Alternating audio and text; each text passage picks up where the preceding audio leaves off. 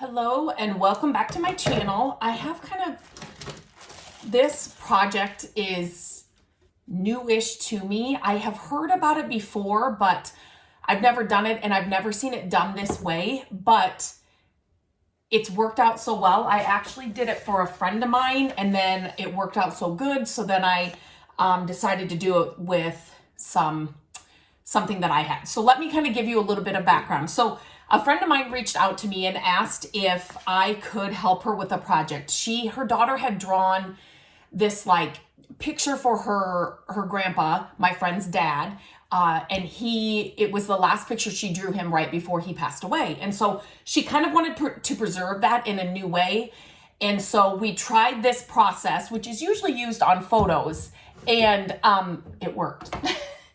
It worked. And I'm so excited. I've seen it done with photos, but I'm so excited that it worked with kind of artwork, because sometimes as parents, we are inundated, right, with our kids' artwork and what do we keep or what do we don't keep. I am somebody, if you have followed my creative days and my content for long, you do know that I'm somebody that I can purge things and get rid of things, but there are those pieces that your kids create or draw, paint, whatever it is, that you really want to keep. And Gabrielle has become, I mean, she's always been a creative person, but her talent is phenomenal. And so I want to, everything she draws or paints, I want to preserve nowadays. But it's Christmas time as I'm recording this, and she actually drew and painted. Now, did she paint this or did she... I can't remember if she painted it or used markers to I think it was markers. So she didn't paint it. But anyway, this is her drawing. We love the old kind of vintage Santa. And so she drew this. And I didn't want to ruin the original. We still have the original, but I wanted to highlight it and make it kind of something different for the holidays. And so I'm doing this, and it works really well. So I got 3 photocopies of her artwork. Now, if you have artwork, like my friend's artwork her daughter wrote words, had letters on there, so it had to be photocopied in the reverse, like mirror image, so that when you laid it down on whatever surface, it would read right after it was done. So if you do have any words, letters, numbers, anything like that, or maybe there is like a certain way the piece has to go, just keep that in mind, because you are going to flip whatever it is and put it on your surface. So this is going to have to be a 2-part project or video series. So I'll do the first part here, and then you'll have to come back for the final part, and like how you do this and put it together, because it takes 24 hours in between the processes, which I will talk about in these videos. Because I've done this now a few times and I have found some tricks and things that work better, and how you should do it if something comes up or like something doesn't look right, how you can fix that type of thing, but I'll walk through it. So you can use any wood that you have. Now my friend they went to like Lowe's or something and bought like a 1x6 type of thing. So that's the board she had. And her husband actually stained it a really, really dark gray stain when they brought it to me. Now, I really love the rustic look, and so you could definitely, if you have a piece of wood in your garage, use that for sure. The only thing is that I don't know, if it was a photo, it might be different, but if you've got kind of, artwork where you didn't want it to look as rustic or rough, you just want the board to be smooth. So if you had like an old piece of barn wood, we pick up old wood all over the place. Definitely use that, but just smooth it out. Sand it really well, because you really want the the paper to adhere to your piece. So I just grabbed this square piece from my Dollar Tree. It was $3. It looks like this on the back. It's perfectly smooth. I wanted to just try kind of some different things with this project, since I had done, like I said, they had the 1x4, and they stained it. And so I just wanted to try something else, and it worked really good on this like thinner, kind of less expensive wood. So For me, you could definitely leave it this color. You know what? And maybe I'm going to stain it. I'm going to stain it. Sorry. I was just thinking, should I just do it this way? I can do it this way. This will be okay. So you can stain this any color you have. I actually right now have Restore Finish on hand. This is dark walnut. This restores wood, but I will sometimes, like on projects like this, I will, I need to always wear, I need to always wear gloves and, but I don't paint clothes. You think I would learn, but I don't. So I just grabbed, some of these foam brushes. I'm not a fan of, these were just at the Dollar Tree. So I just grabbed some because I was there, but they're not very strong. So one thing you'll need a board, you'll need a photocopy of whatever artwork you're using. I will leave a link to, I did write a whole blog post about this process and the supply list and everything you need. So I will leave a link to that in the description. But you will also need this Mod Podge. Now, if you've used Mod Podge before, you need the photo transfer Mod Podge. I want to make sure I said that right. Do not use regular Mod Podge.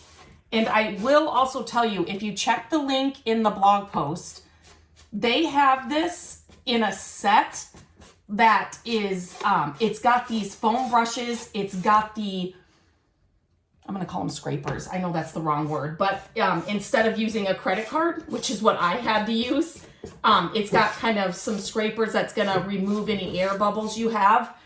It's got the whole thing, and it's inexpensive because this photo transfer Mod Podge was $10 on its own. So to get the whole kit and some of those, the products that come in the kit, you can reuse. So I would definitely tell you to get the kit. Now, just for this video,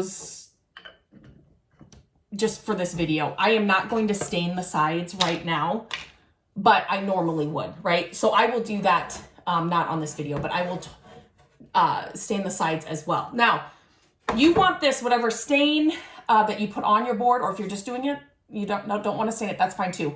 You want this to fully dry. So do not do anything until this is fully dry, and then I will show you the next steps. Okay, so my stain or restore finish is dried, and so now I'm going to come back and we're going to do the next steps. So what you want to do here is you want to cut out your picture. You want to color photocopy this, or like the one I did for my friend. It was more just like a black and white drawing. It was just black and white. So, so color or black and white, whatever you're going to do. And now you're just going to cut around that drawing or photo or picture, whatever it is. But this is a photocopy of her actual, her original piece that she drew. So, and like I said before, it doesn't matter since Santa can be facing either way. I didn't have to like reverse, do like the mirror image copy. And if you can see, I'm kind of leaving a small edge around the drawing, like a little bit of the white, like a little bit of a white trim kind of around her drawing. And this, I have found that the one I did for my friend, we kind of did the edges kind of, what do I want to say, rough. So it kind of looked torn. So if you like that look, and it'll make more sense kind of in the end here. If you like that look, maybe leave yourself just a little bit more of an edge around the picture so that you have a little bit more wiggle room, if that makes sense. Just in case, you know, something, you know, you went too far, or her drawing kind of There we go. It just kind of gives you a little bit more. This Santa, I didn't really want to do much of the distressed edging just because, like, especially around his beard, she did it so faint. So I just didn't really want to do a lot of the distressing, but on the picture I did for my friend, it made sense, if that makes sense. So now that I have my picture all cut out, what I want to do is clean this mat off. I was doing some sanding before I did this and didn't even think about cleaning this off. So you do want a clean surface. I have learned as well, do not do this next part on paper or anything where this paper would stick on and it would be hard to come off, if that makes sense. So you could get out a cookie tray or something. When I was doing it with my friend, I actually took one of these mats up to our dining room table. That's where we were doing it. And I got it all the photo transfer on, and then I actually used a metal spatula to get it off. I don't have that down here with me, so I'm hoping I don't have a hard time with that, but we will see. So what you need now is the photo transfer Mod Podge, and you are going to put it directly on the colored side of your, or the, not the back of the drawing, because maybe yours isn't colored, right? I have used Mod Podge for years, and when this is the first time I've used this kind, it is I feel like it's a lot thicker than the original. So just know that. I was really surprised with hers.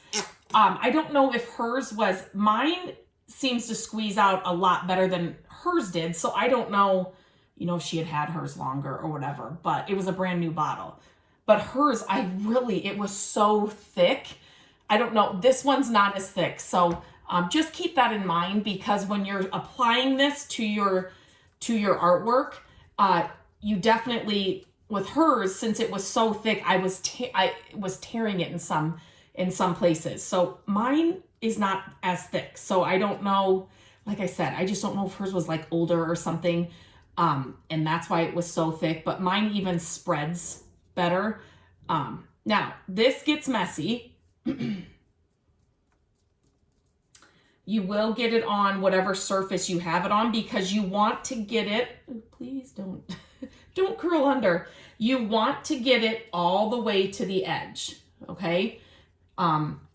Oops. And you want to put it on thick enough so you cannot see the drawing underneath. Does that make sense? Like, you don't want it to be transparent, like a, clear glue or anything. You do not want to be able to see this through this photo transfer Mod Podge. Okay, so like I said, it's going to be messy. So that's why you don't want to do this on a piece of paper, because it's just going to glue to that paper underneath it, if that makes sense. So do it on a surface that you can wipe off, a plastic surface or like a metal kind of surface that you can wipe off and clean off easily, because it's sticky and you're going to get it everywhere.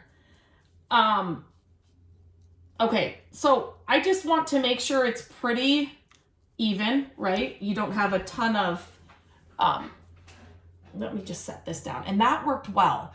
Now with my friends, because it was so thick, it didn't work very well. So I actually used one of my blue round sponges that I got out just in case, but this worked really well with these inexpensive foam brushes. So you're just gonna have to see. Hopefully you get a batch that's not super thick.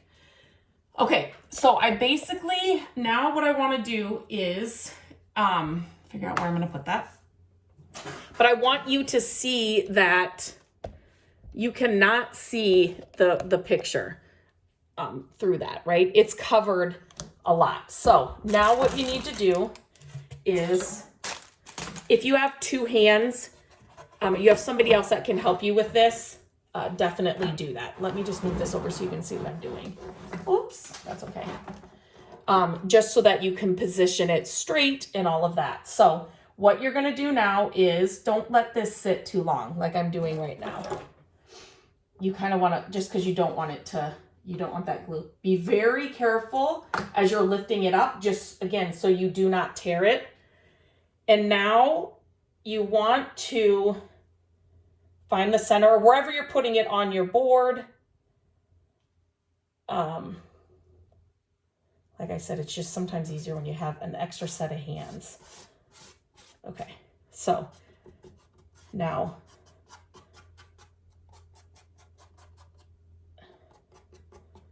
okay, hang on 1 second. I'm going to grab one more thing.